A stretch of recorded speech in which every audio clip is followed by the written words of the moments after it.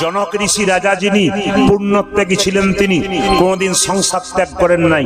সোনার পুরীতে বসে থাকতো, মনকে সে যে গোলকে রাখতো। এরকম যদি ত্যাগী হওয়া যায়, ভগবান শ্রীকৃষ্ণের চরণ পাওয়া যায়। জনক রাজা সীতার বাবা, আপনাদের দু ভরি সোনা হলে মায়েদের কত অহংকার হয়, দুলিয়ে দুলিয়ে বেড়ান, দেখিয়ে দেখিয়ে বেড়ান। কিন্তু জনক রাজা যে বাড়িতে বাস করত, সেই রুমটাতে গোটা রুমটা সোনা দিয়ে মোড়া ছিল। অহংকার ছিল না, সোনা ছিল ওখানে, মন ছিল গোবিন্দের চরণে। ওই জন্য আপনার গাড়ি বাড়ি টাকা পয়সা ধন দৌলত সব থাকবে, মন কিন্তু গোবিন্দের চরণে থাকবে। পাকালা মাছ পাকে থাকে, তুলে দেখো পাকালা মাছকে, বড় হয়েছে সে পাক খেয়ে, কিন্তু পাকালা মাছের গায়ে কোনো পাকের দাগ লাগে নাই। 5 কেজি 10 কেজি পাকালা মাছ পাক খেয়ে বড় হলো, পাকের মধ্যে থাকে, দেখবেন শরীরে কোনো পাকের দাগ থাকে না। সংসারে যারা ভক্ত পাকালা মাছ কৃষ্ণ কথা হরি কথা বলে, সংসার দুঃখ পাকের মধ্যে হাবুডুবু খায়, কিন্তু শরীরে কোনো দুঃখের ছাপ থাকে না। পদ্ম পাতা জলে ভাসে, যখনই বর্ষা আসে, বর্ষার জল লাগে পদ্ম পাতার গায়ে, তুলে দেখো পাতাখানা, পদ্মের গায়ে দাগ লাগে না। এরকম যদি ত্যাগী হয়ে যায়, ভগবান শ্রীকৃষ্ণের চরণ পাওয়া যায়। মায়েরা, পদ্ম পাতার মতো সংসারে থাকবেন, দুঃখের ছাপ শরীরে থাকবে। কৃষ্ণ কথা হরি কথা যারা বলবেন, তাদের শরীরে দুঃখ থাকবে না, তারা চির আনন্দময় হয়ে যাবে। এই জন্য আপনাদের কাছে নিবেদন রইল, রামকৃষ্ণদেব একটা সুন্দর বাণী, হাতে করো কাম আর মুখে বলো হরি। আপনাদের কাছে নিবেদন রইল, যে যেখানে বসে আছেন, আপনাদের কাছে শেষ নিবেদন এইটাই, বাড়িতে কোনো বৈষ্ণব এলে আপনারা সেবা দেবেন। বাড়িতে মাসে মাসে একদিন বৈষ্ণব সেবা করাবেন, সপ্তাহে করাতে পারলে ভালো। যার বাড়িতে না হয় বৈষ্ণব সেবন, সেই বাড়িটা হয় শ্মশান সমান, শাস্ত্র বলেছে। যে বাড়িতে শুধু আপনি খেলেন, কাউকে খাওয়ালেন না, এই বাড়িটা শ্মশান হয়ে গেল। এই জন্য বৈষ্ণবকে আপনারা সেবা দেবেন, আপনার জীবন ধন্য হয়ে যাবে। যার বাড়িতে বৈষ্ণবের চরণ ধুলি পড়ে, তার বাড়ি ধন্য হয়ে যায়। বৈষ্ণবের চরণ ধোয়া জল যদি আপনি যত্ন করে বাড়িতে রাখতে পারেন, যদি কারো শরীরে কষ্ট হয় সেই জল পান করতে পারেন, যদি বাড়িতে কোনো অশান্তি হয় সেই জল ছড়িয়ে দিতে পারেন, আপনার লাভ আছে। মা গঙ্গার জল 1 বোতল বাড়িতে আনুন, দেখবেন জলটা 2 দিন পরে পরিষ্কার হয়ে যাবে ঘোলা থেকে। প্রকৃত বৈষ্ণবের চরণ ধোয়া জল আপনি বোতলের মধ্যে রাখুন, 2 দিন ঘোলা রাখবে, তারপর দেখবেন পরিষ্কার হয়ে যাবে। ওই জন্য বৈষ্ণবের চরণ ধোয়া জল আপনার মাথায় নেবেন, বৈষ্ণবের চরণ ধোয়ালে নেবেন। কারণ বৈষ্ণবের চরণ ধুলি, বৈষ্ণবের উচ্ছিষ্ট প্রসাদ আমাদের শরীরের মহাবল। এগুলো কিছু নিয়ম আমাদের মানতে হয়, আমাদের সমাজ সুন্দর হবে, আমরা মনুষ্য জাতি ধন্য হব, আমাদের গোবিন্দ চরণ লাভ হয়ে যাবে। তবে আপনাদেরকে বলে যাই, যে যেখানে বসে আছেন মায়েরা, সংসারে ভগবানকে পাওয়া যায়, সংসারের বাইরে পাওয়া যায় না। প্রমাণ কি?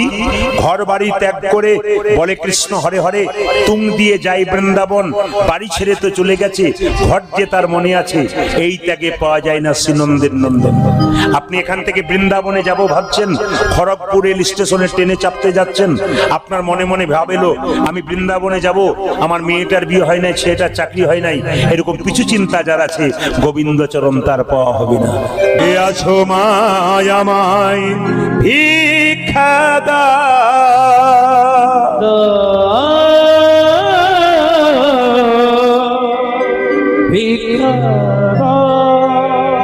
ভক্তিমতী মায়েরা, ভক্ত বাবারা যারা এসছেন, হাতের সামনে কেউ যদি হাত পেতে দাঁড়ায়, তাকে ঘোরাবেন না।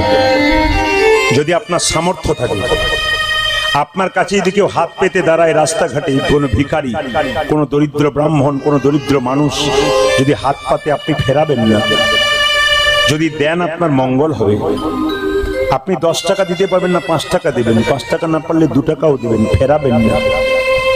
এই জন্য মাথায় রাখবেন, যত ভিখারি আসবে আপনার সামনে হাত পাচ্ছে মানে কি আপনার উপর ভরসা করে বসে আছে, আপনি মুখ বেঁকিয়ে চলে যাবেন না, কিছু দেবেন, আপনার লাভ আছে। যে দেয় তার হাত ওপরে থাকে, যে নেয় তার হাত নিচে থাকে। আপনি দেবেন, আপনি ওপরে থাকবেন। দয়াকার দন্তন দান মানে কি? দেওয়া। আর দয়াকার মধ্যন দান মানে কি? পুণ্য। আপনার বাড়িতে ভিখারি গেলে মায়েরা শুনে নিন, আপনারা ভিক্ষা দেবেন না, ছোট ছোট বাচ্চাদেরকে দেওয়া করাবেন। কেন বলুন তো? ছোট বাচ্চাদেরকে দেওয়াতে অভ্যাস করুন। এ যদি এখন থেকে দেয়, যখন ছেলে বড় হবে তখন আপনাকেও দেবে। আর ছোট থেকে বাচ্চাকে যদি এরকম শিখিয়ে দেবেন, বাচ্চা ওই রকম শিখে বসে থাকবে। এই জন্য আপনাদের কাছে নিবেদন রইল, যে যেখানে এখানে বসে আছেন, দান করবেন কিন্তু নাম দেবেন না, দান করবেন কিন্তু নাম দেবেন না। সামান্য কিছুতে ভেঙে পড়বেন না, অল্পতে মাথা খারাপ করবেন না, অল্পতে সংসারে অশান্তি হলে এই সিদ্ধান্ত নেবেন না আমি আত্মহত্যা করে দেবো। আপনি ভুল করছেন। প্রশ্ন করবেন কিরকম ভুল, জেনে নিন আপনারা। আত্মহত্যা করা মহাপাপ সবাই জানি, কিন্তু আপনাদের বুঝিয়ে দিই আত্মহত্যা করা মহাপাপ কেন। আপনি মনে মনে ভাবছেন আত্মহত্যা করলে এই সংসার থেকে মুক্তি পেয়ে যাব।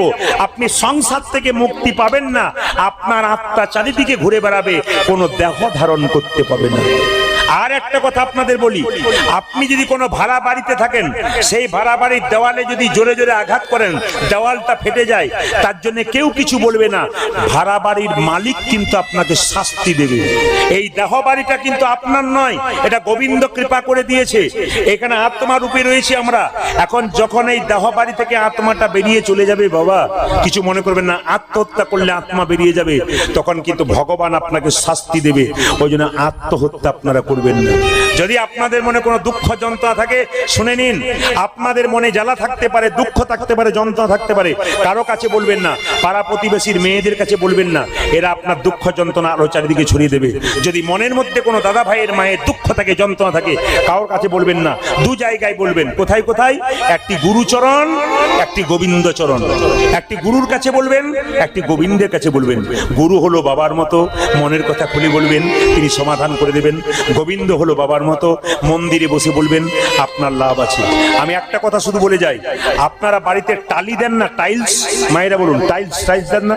আচ্ছা, টালির উপরে আমরা পেরিয়ে যাই, ওই টাইলসটাকে এমনি চলতি কথায় কি বলা হয়? টালি। বাড়িতে টালি দেন তো, টালির উপরে পা দিয়ে যান। আবার শিব মূর্তি ওই পাথর থেকে তৈরি হয়, টালি ওই পাথর থেকে তৈরি হয়। লক্ষ্য করুন, এক ট্রাক টালি যাচ্ছে, টাইলস এক ট্রাক, তার মাঝে একটা শিব মূর্তি যাচ্ছে। লক্ষ্য করবেন, এক ট্রাক টালি যাচ্ছে, টাইলস, তার মাঝে একটা শিব মূর্তি যাচ্ছে।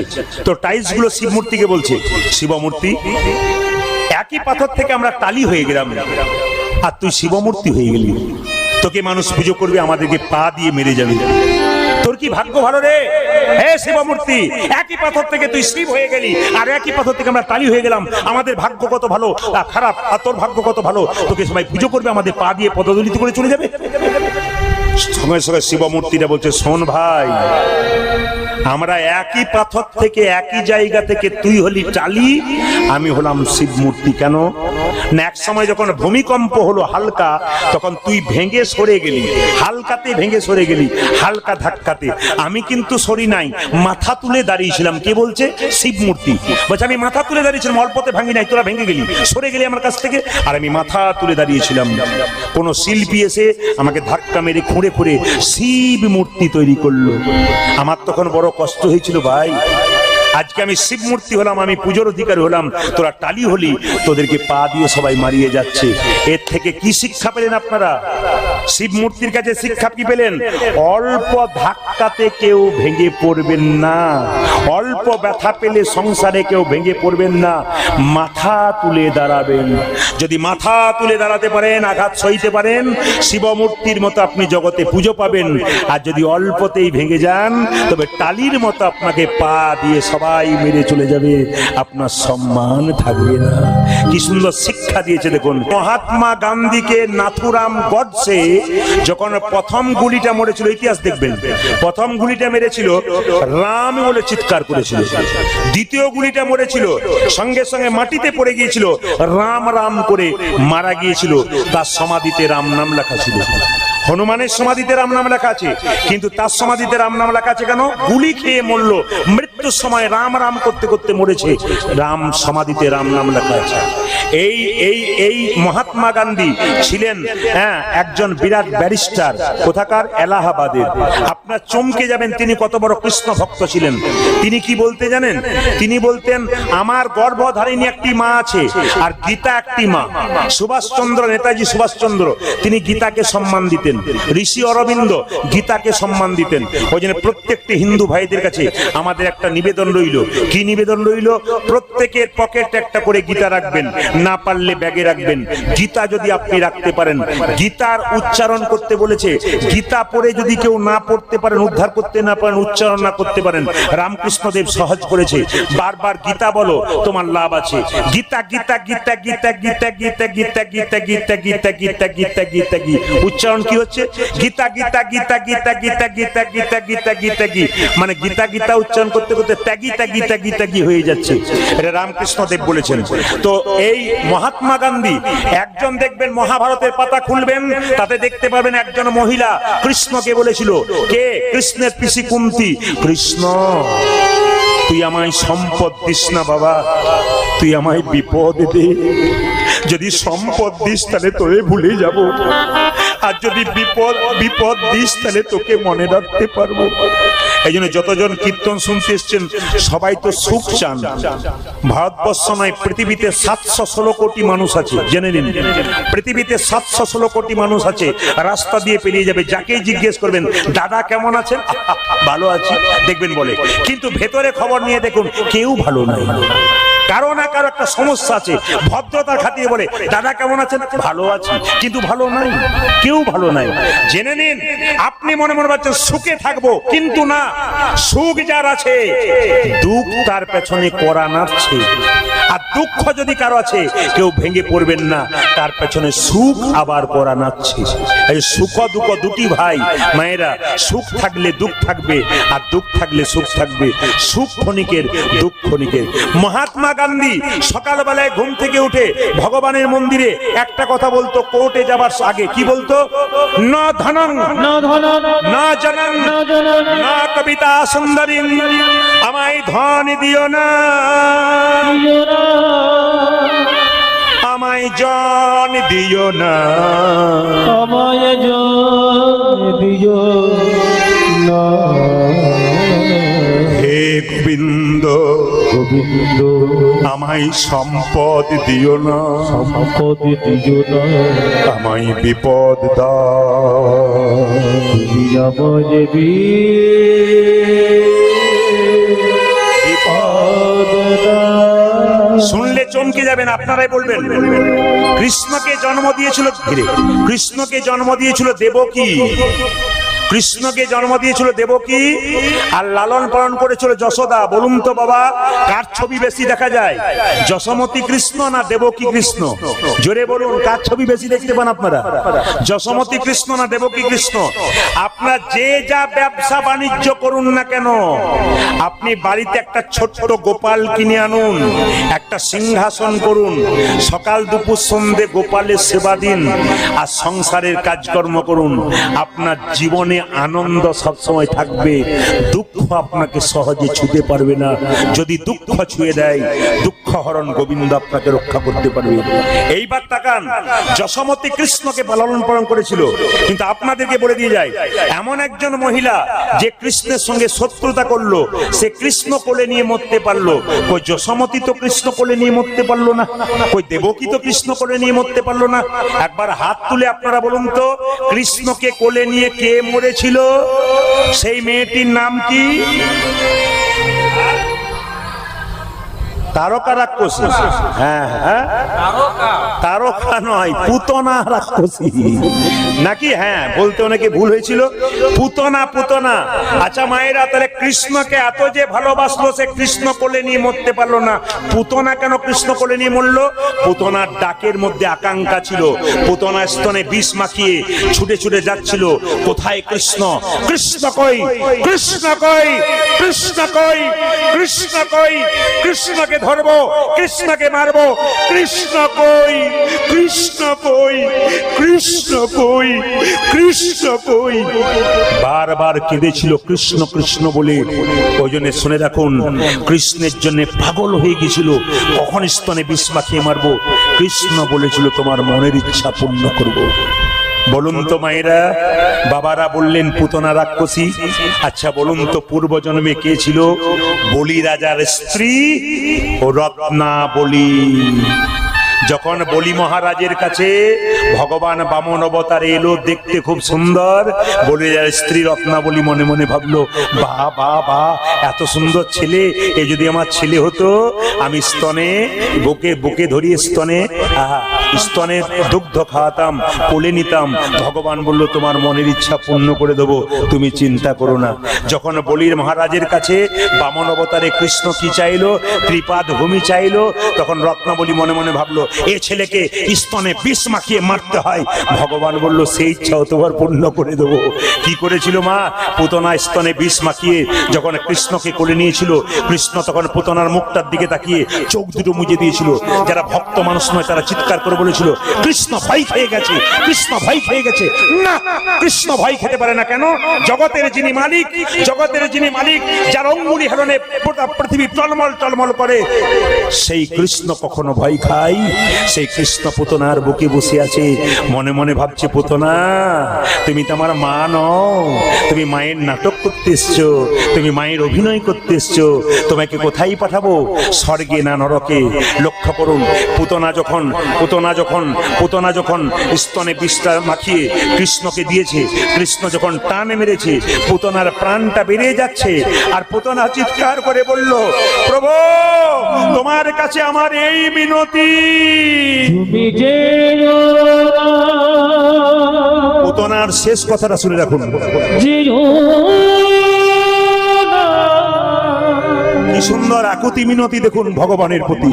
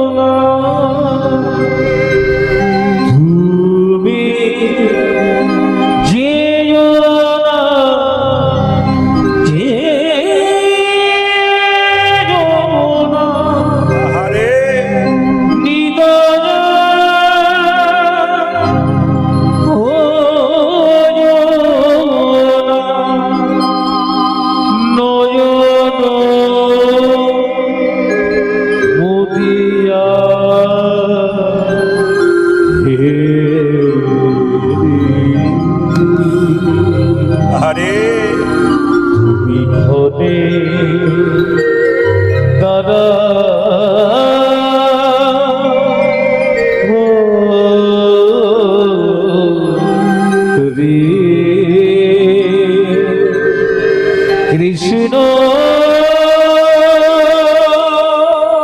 পুতনা ডাকছে, দেখো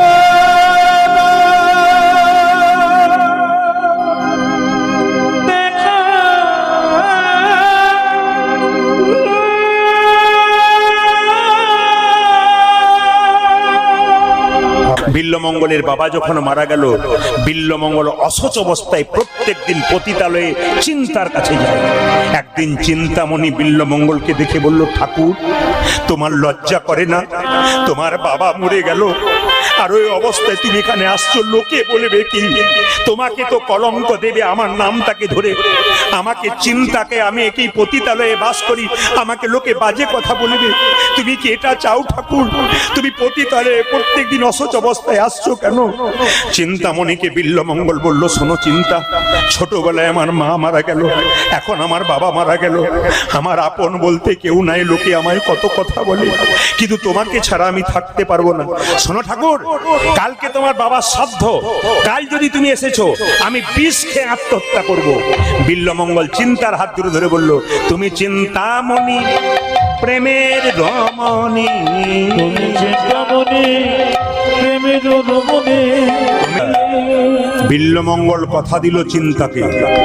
চিন্তা বলল, সত্যি যদি তুমি আমায় ভালোবাসো, আমার মাথায় হাত দিয়ে কথা দাও, আগামীকাল তোমার বাবার শ্রাদ্ধ, ওই দিন তুমি আমার কাছে আসবে না। কথা দিলাম চিন্তা, আগামীকাল বাবার শ্রাদ্ধ সারাবো, কালকে আমি আসবো না। যদি এসে পড়ি তুমি যেন বিষ খেয়ে মরো না। আমার দিকে তাকান। বিল্লমঙ্গলে বাবা শ্রাদ্ধ সারাচ্ছে। বিল্লমঙ্গল আজকে উপবাস করেছে।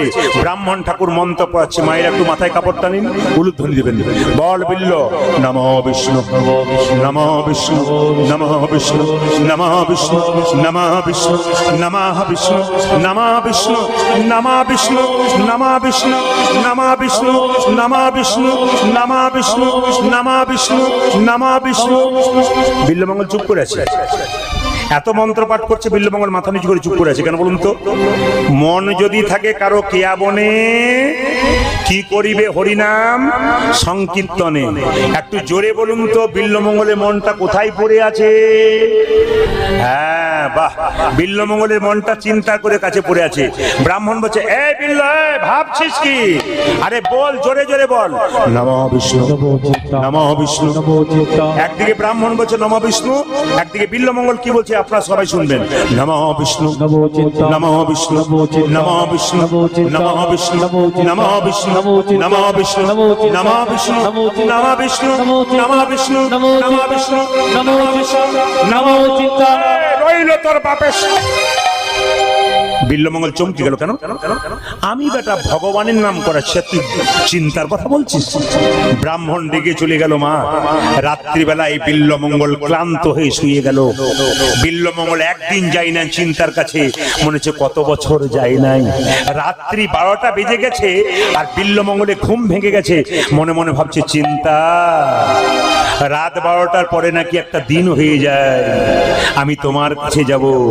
যখনই দরজা খুলতে গেল চমকে গেল।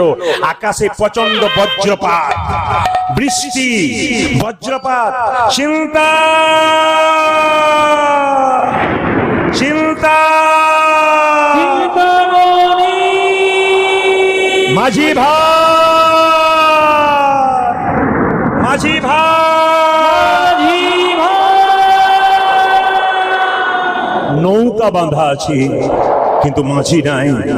বিল্লমঙ্গল এত ঝড় বাদল বৃষ্টি বজ্রপাত প্রেম উপেক্ষা করে না বাধা। বিল্লমঙ্গল নদীর পাড়ে দাঁড়িয়ে আছে, মনে মনে ভাবছে চিন্তার কাছে যাব। নৌকা নাই, দেহটাকে নৌকা করে আমি চলে যাব। বিল্লমঙ্গল নিজের দেহটাকে নৌকা করে জলে ঝাঁপ দিচ্ছে। এই চিন্তা, তুমি আমার জন্য নদীতে একটা কাঠ পাঠাতে পারলে না? আমি তোমার কাছে যেতাম, তবে জগৎকে শিখিয়ে দেব আমি তোমায় কত ভালোবাসি। আমার দেহটাকে নৌকা করে আমি জলে ঝাঁপ দিয়ে দেব। বিল্লমঙ্গল জলে ঝাঁপ দিচ্ছে আর চিৎকার করে গাইছে, পার কর হে ও যে চিন্তামণি। উলধ্বনি পরে বড় হে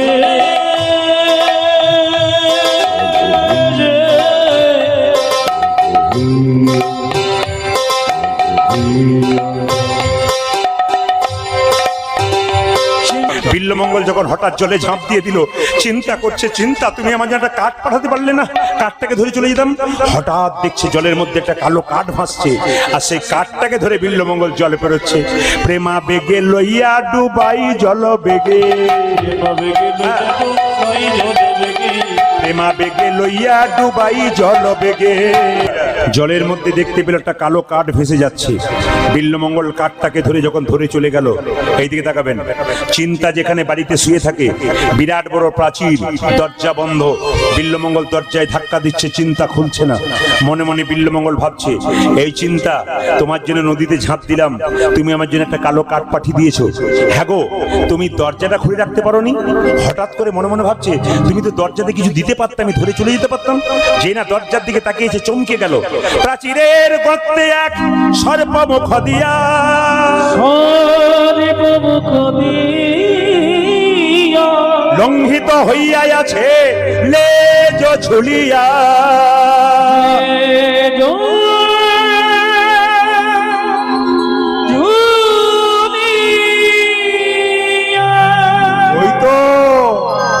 ওই তো আমার চিন্তা একটা দড়ি ঝুলিয়ে দিয়েছে চিন্তা। আমি জানি তুমি আমায় কত ভালোবাসো। কালো দড়িটাকে ধরে যখন প্রাচীর পাট দিয়েছে, ওই পারে ঝাঁপিয়েছে, চিন্তামণি তার দাসীকে বলছে, দাসী দেখ তো চোর পড়লো নাকি। দাসী অন্ধকার রাত্রিতে আলোটাকে নিয়ে এসে নিচে দেখলো বিল্লমঙ্গল ঠাকুর দাঁড়িয়ে আছে। ঠাকুর তুমি রাত্রিবেলা এলে কি করে? বিল্লমঙ্গল বলছে, চিন্তাকে বলো না আমি এসেছি, যদি বিষ খেয়ে মরে দেয় আমি এখানে রইলাম, সকাল হলে তার সঙ্গে দেখা হবে। দাসী ভেতরে গিয়ে চিন্তাকে বললো, চিন্তা ভয় খেয়েছিস? বলে হ্যাঁ। চোর টোর পড়লো নাকি? বলে হ্যাঁ চোর পড়েছে, তবে ঘর চোর নয়, তোর কে ঘর চোর নয়, তোর মনচোর এসেছে। বিল্লমঙ্গল ঠাকুরের আর বুঝতে আর চিন্তামণি বুঝতে বাকি রইল না। মনে মনে ভাবলো আমার ঠাকুর এসছে, আমার দিকে সবাই তাকান। বিল্লমঙ্গলের কাছে চিন্তামণি এসে বলল, ঠাকুর এত রাত্রিতে তুমি এলে কি করে? নদী পার হলে কি করে? প্রাচীর পেরোলে কি করে? সঙ্গে সঙ্গে বিল্লমঙ্গল বলে উঠল, তুমি হয়তো জানো না, তুমি সব জানো আমার সঙ্গে চালাকি করছো। তুমি তো নদীতে কাঠ পাঠিয়ে দিয়েছো, ওই কাঠটাকে ধরে আমি তোমার কাছে এলাম। প্রাচীর পার হলে কি করে? দড়ি ঝুলিয়ে দিয়েছো, দড়িটাকে ধরে এলাম, কালো দড়ি অন্ধকারে দেখলাম। চিন্তামণি চমকে উঠলো, ঠাকুর আমি তোমার জন্য কালো দড়ি ঝুলিয়ে দিয়েছি? আমি তোমার জন্য কাঠ পাঠিয়ে দিয়েছি? ওই দেখাও তো কালো দড়ি কোথায়। মায়েরা বলুন তো কালো দড়িটা কি, জোরে বলুন। বা খুশি আমি। কালো দড়িটা শুনে নিন। যখন বিল্লমঙ্গল দরজার সামনে গেল দেখাতে, দেখতে পেল কালো দড়ি নয় মা, একটা বিষাক্ত কালো সাপ গর্তের মধ্যে মুখটা রেখেছিল, লেজটা বের করে রেখেছিল। ওই লেজটাকে ধরে বিল্লমঙ্গল যেই না ঝাঁপ দিয়েছে, দড়ি ভেবে সঙ্গে সঙ্গে চিন্তামণি মনে মনে ভাবছে, ঠাকুর এত প্রেম তুমি একটা পতিতা মেয়ের জন্য দিলে কেন? আমি তো পতিতা মেয়ে, আমার মধ্যে তুমি কি পেয়েছো? বারবার পাগলের মতো ছুটে এসেছো, কি পেয়েছো তুমি? আচ্ছা ঠাকুর নদী পার হলে কি করে? কেন গো, তুমি একটা কালো কাঠ পাঠিয়ে দিয়েছো, ওই কাঠটাকে ধরে এলাম। আমি তোমার জন্য কাঠ পাঠালাম, ওই দেখাও তো গিয়ে। যখন দেখাতে গেল মা চমকে গেল, কালো কাঠ নয়, একটা মরা মানুষের শরীর। বিল্লমঙ্গলে হাত দুটোকে ধরে চিন্তামণি কেঁদে কেঁদে বলছে, ঠাকুর আমার মতো পতিতা মেয়ের কাছে তুমি ছুটে এলে, প্রাণ বিসর্জন, প্রাণকে তুমি প্রাণের ভালোবাসা করলেন না, ঝাঁপিয়ে দিলে তুমি জলে। আচ্ছা ঠাকুর তুমি এক কাজ করো, আমাকে ভুলে গিয়ে তুমি একটা কাজ করো, সত্যি যদি আমায় ভালোবাসো, তোমাকে একটা রাধা কৃষ্ণের ছবি দিলাম, তুমি বৃন্দাবনে চলে যাও। যেদিন বৃন্দাবনে চলে যাবে আমায় তুমি ডাকবে, কৃষ্ণের চরণ পেলে আমি তোমার পাশে বসে দাসী হয়ে কৃষ্ণ সেবা করব। বিল্লমঙ্গল বলল, চিন্তা আমি সত্যি তোমাকে ভালোবাসি, তুমি যা বলবে আমি তাই করব। বিল্লমঙ্গল কি করলো বাবা, কৃষ্ণের ছবিটাকে নিয়ে বৃন্দাবনের পথে যাচ্ছে আর গাইছে। কি গাইছে? আমি কোথায় গেলে পাবো গো দেখা আমার ঘন শ্যাম, আমার ঘন শ্যাম, দেখা দাও, দেখা দাও, হে গোবিন্দ দেখা দাও, হে গোবিন্দ দেখা দাও, দেখা দাও।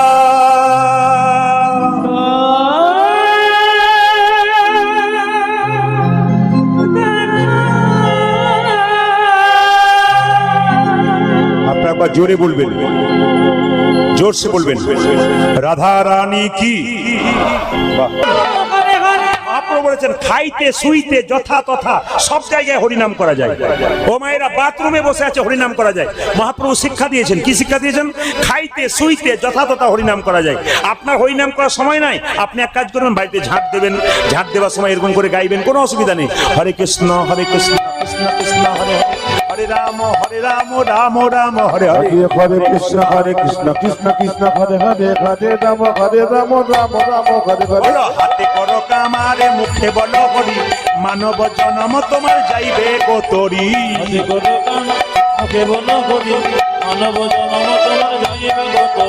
মায়েদের সংসার ভজনা কেমন? চিড়ে আউলি চিড়ে ভানার মতো। আচ্ছা ঢেকি দেখেছেন মায়েরা? ঢেকি দেখেছেন? জোরে বলুন হ্যাঁ না না। ঢেকি দেখেছেন? আচ্ছা বলুন তো, যে ঢেকিতে পা দেয় তার টেনশন বেশি, না যে গর্ততে হাত দেয় তার টেনশন বেশি? জোরে বলুন। যে গর্ততে হাত দেয়, দেখবেন কথাটা উল্টে দেবো, এখনই বলবেন যে পা দেয়, দেখবেন কথাটা উল্টে দেবো। আচ্ছা বলুন তো, মেয়ে যদি গর্ততে হাত দেয়, মা যদি পা দেয়, কার টেনশন বেশি? জোরে বলুন। মায়ের টেনশন বেশি, আর মা না হয় যে যা হয় যা, যা বোঝেন, যা যা বোঝেন আপনারা, যা যদি হয় ও তখন বলে তোর যা হবে হোক, ও তোর যা হবে হোক না কেন। মায়েদের ভগবান ভজনা চিড়ে আউলির চিড়ে বানার মতো। বাচ্চাকে কোলে নিয়ে স্তন পান করাই, একদিকে খরিদ্দারের সঙ্গে কথা বলে, দিদি কালকের 5 আজকের 5 হলো তোমার 10। একদিকে খরিদ্দারের সঙ্গে কথা বলে, একদিকে বাচ্চাকে স্তন পান করায়, একদিকে হাতটা তালে তালে রাখে। আপনারা কি করবেন? ছেলেকে দেখবেন, মেয়েকে দেখবেন, স্বামীকে দেখবেন, মন রাখবেন গোবিন্দ চরণে একবাতালি। হাতে করো কামার, মুখে বলো হরি, মানব জন্ম তোমার যাইবে গো তরি। হাতে কত কামার, মুখে বড় খুরি, মানব জনম তোমার যাইবে গো তরি। হাতে করো কামার, মুখে বল হরি, মানব জন্ম তোমার যাইবে গো তরি।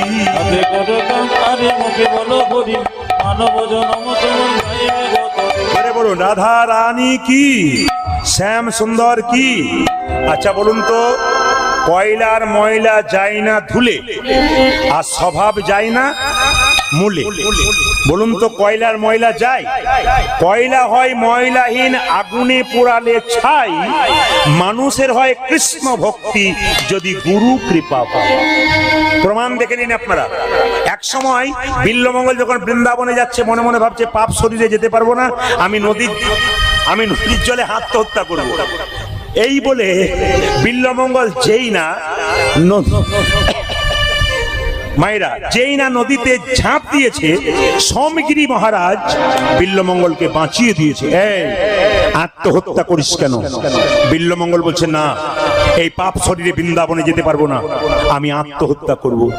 সোমগিরি মহারাজ একটা কথা বললেন, আত্মহত্যা করা মহাপাপ। আমি আপনাদের সামনে সুন্দর কথা বলে যাই। যারা এত রাত্রি পর্যন্ত বসে কীর্তন শুনলেন, তাদের কাছে নিবেদন রইল, বিল্লমঙ্গল হঠাৎ যখন দেখলো একটা সুন্দরী মেয়ে জল নিতে এসেছিল, তার নাম কি অহল্যা, মাথায় কাপড়টা নিয়ে, সতী নারী তো, জল নিয়ে চলে যাচ্ছে। আর বিল্লমঙ্গল মনে মনে ভাবছে এর পেছন পেছন যাব, আর গিয়ে এর বাড়িতে সেবা গ্রহণ করব, আর সঙ্গে সঙ্গে দক্ষিণা স্বরূপ এই মেয়েটাকেই চেয়ে বসবো। আগে যাচ্ছে কে? অহল্যা বলে নারী, আর পেছনে যাচ্ছে বিল্লমঙ্গল। এ চিন্তা, তুমি আমায় ত্যাগ করলে কি হবে? তোমার চাইতে সুন্দরী রমণী পেয়েছি। ঠমকি ঠমকি চলে বিল্ল ঠাকুর আজ, ঠমকে ঠমকে চলে বিল্ল ঠাকুর আবার। ঠমকি ঠমকি চলে বিল্ল ঠাকুর। অহল্যা সতী নারী ছিল মা, দরজাটা বন্ধ করে দিল। লোকটা স্বভাব ভালো নয়, কেমন তাকাচ্ছে। বিল্লমঙ্গল দরজায় গিয়ে বলল, ভিক্ষাং দেহি মাতো, দেখি মা তো আছো মায়া মাই ভিক্ষা দাও। ভিক্ষা দাও। যদি আমাদের বীরভূমে একচক্র ধাম, নিতাই ধাম যান, তাহলে কোনোদিন গেলে দেখতে পাবেন বিরাট বড় একটা মন্দির তৈরি হলো, 10 কিলোমিটার দূর থেকে দেখা যায়। ওই মন্দিরটাতে আমি গিয়েছিলাম বেড়াতে, তো জিজ্ঞেস করলাম কর্মকর্তাদেরকে, এত বড় মন্দিরে খরচ কে দিল? কর্মকর্তারা বলছে কে যে দিল আমরা জানি না। বলে কি করে বুঝলেন জানি না? বলছে ট্রাক ট্রাক পাথর আসছে, সিমেন্ট আসছে, বালি আসছে, কিন্তু যিনি দিচ্ছেন তিনি একবারও বলছেন না যে আমি দিলাম। আপনারা 50 টাকা 5000 টাকা দিলে অনেকে বলেন আমি 5000 টাকা দিলাম, বলবেন না, আপনার অহংকার বাড়বে, না বললে আপনার প্রেম জাগবে। আমি প্রমাণ দিয়ে দিই, মন্দিরে দাঁড়িয়ে আছি, হঠাৎ দেখলাম 3 ট্রাক সিমেন্ট এলো। আমি ড্রাইভারটাকে চালাকি করে জিজ্ঞেস করলাম, ভাই এগুলো কে পাঠিয়েছে? তখন ড্রাইভারটা বলছে, বাবু বলেছে নাম বলবি না, নাম বললে অহংকার হবে, আর নাম না বললে প্রেম জাগবে। আপনারা 5000 টাকা দিয়ে কত অহংকার জন্মাচ্ছেন, আমি 5000 টাকা দিয়েছি। আর একটা মন্দিরের জন্য কোনো ব্যক্তি 3 ট্রাক সিমেন্ট দিয়েছে, তবু বলে নাই যে আমার নাম দিবি না। কেন? তিনি বলেছেন আমার নাম দিবি না, প্রেম জাগবে, অহংকার জাগবে না। এই জন্য আপনাদের কাছে নিবেদন রইল, বাবা যে যা দান করবেন যে কোনো জায়গাতে কোনোদিন বলবেন না আমি দিলাম। তবে হ্যাঁ, কোনো জিনিস দিলে আপনি নাম দেবেন না। আপনি মন্দিরে একটা ঠাকুর দিলেন, বিগ্রহ দিলেন, নাম দেবেন না আমার বাবার স্মৃতির উদ্দেশ্যে দিলাম, দেবেন না। আপনি অন্যায় করছেন, কেন? ভুল করছেন। আমাদের হিন্দুদের দেখবেন 3টে হাত আছে। আপনারা বলেন 3টে হাত কোথায় কোথায়? এদিকে ডান হাত, বাঁ হাত, একটা নাম কি? অজু হাত। অনেকে বলে দাদা কীর্তন শুনতে যাবেন না, কি সুন্দর বলে, সংসার করেছি আমার আবার কীর্তন শোনা, সংসারের যা চাপ। আচ্ছা মায়েরা বলুন তো, সত্যি কি সংসার করেছেন? সত্যি কি আমরা সংসার করেছি? আচ্ছা কে কে সংসার করেছেন হাত তুলুন তো। সব ব্রহ্মচারী নাকি? कोई नहीं संसार किया सब सन्यास बन गया क्या? अरे हाथ तो उठाई। ও মায়েরা, সংসার আমি করি নাই, আমার বাবা করে নাই, দাদু করে নাই, সংসার পাতা ছিল আপনি চলে এসেছেন, সংসার করি নাই। এই জন্য তো শাস্ত্র বললো সংসার সুখের হয় পুরুষের গুণে।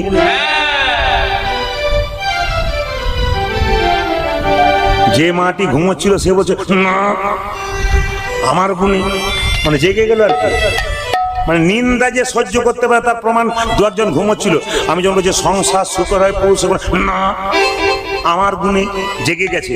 আর দাদারা মনে মনে হচ্ছে এতদিন পরে আপনি আমাদের হয়ে বললেন, কেউ বলেন। মায়েরা, সংসার সুখের হয় রমণীর গুণে। আচ্ছা বলুন তো মা, এক হাতে তালি বাজে, এরপর একটা লাইন আছে, সংসার সুখের হয় রমণীর গুণে, গুণবান স্বামী যদি থাকে তার শোনে। স্বামী যদি মাতাল হয় দরজা খোলো বাসন্তী, তাহলে তার নিতাই গৌর হরিবোল হয়ে গেল। যতই আপনি লোক, তবে আপনাদের এখানে ভালো জিনিস পেলাম, এখানে মাতাল নাই। না না, এখানে কেউ মদ খায় না। এই কথাটি বলার পরে কি হাসি সব জায়গাতেই। আমি ভাবলাম এখানে বোধহয় নাই, মকরমপুরে। আমি যখন বলছি মাতাল নাই, মাতাল বলতে কোন মাতাল? আপনার যে মাতাল বলছেন সে হরিনামের মাতাল, কিন্তু মাতাল আপনাদের এখানে এইরকম পার্টি নাই বোধহয়। বলে দেখবেন কেমন চলছে একটু পরে গিয়ে।